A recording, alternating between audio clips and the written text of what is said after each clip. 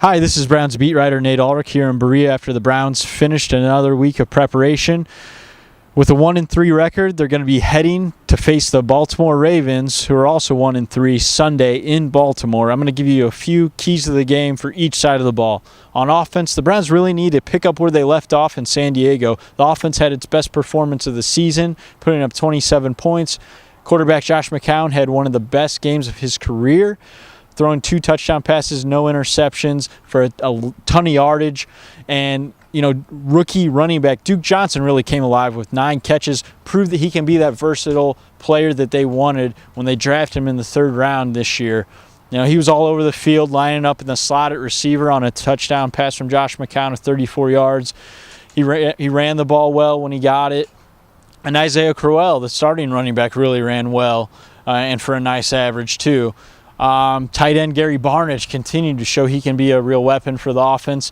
Wide receiver Travis Benjamin played well. There were just so many good performances on offense. The line played its most physical game of the season.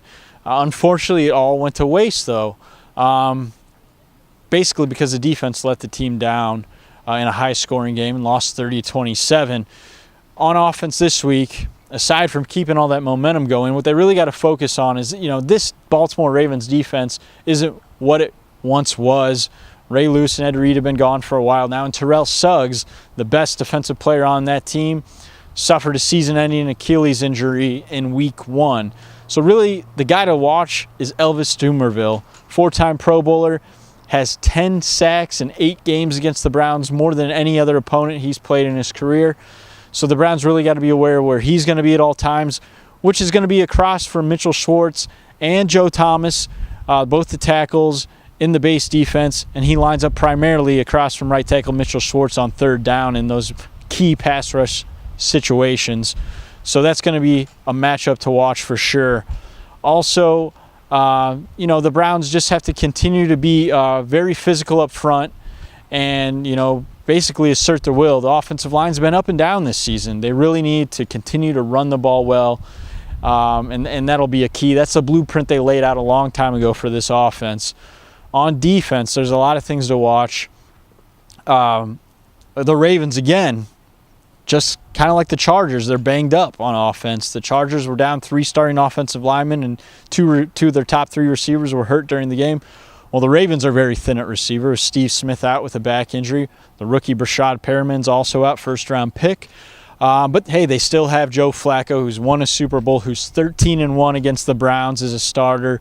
That's a big deal. And the Browns are banged up a little bit in the secondary. Joe Hayden's questionable with that finger injury, that broken finger that he sat out with last week against the Chargers. Deshaun Gibson, the Pro Bowl free safety, is out.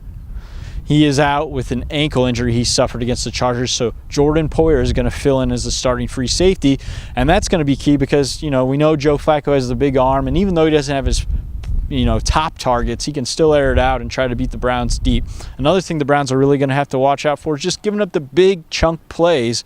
Phillip Rivers was able to exploit him on that time and again. He completed some short passes that the Chargers turned into big gains, 2 60-plus yard gains on catch and run setup touchdowns for the Chargers. And the Browns have given up 18 plays of 20 yards or more this season, 6 against the Chargers. So they really need to shore that up. And then, also on defense, the front 7 is going to be challenged big time this week, especially with the Ravens thin at receiver.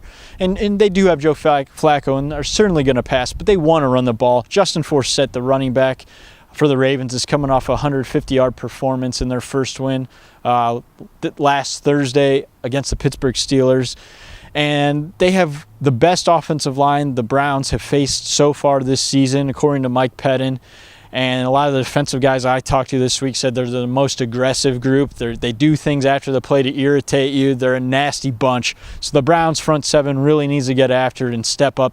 They are the last-ranked defense in the NFL. They are the last-ranked rushing defense in the NFL. And they've got to turn it around if they want to pull off an upset on the road in the first AFC North game of the season for the team. So this is a big one.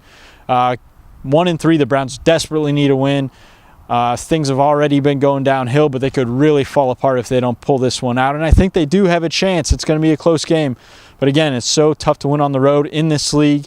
And Joe Flacco and John Harbaugh are 13-1 against the Browns since 2008 when they took over in Baltimore. Well, thanks for watching. And no matter what happens, we will keep you updated on Ohio.com.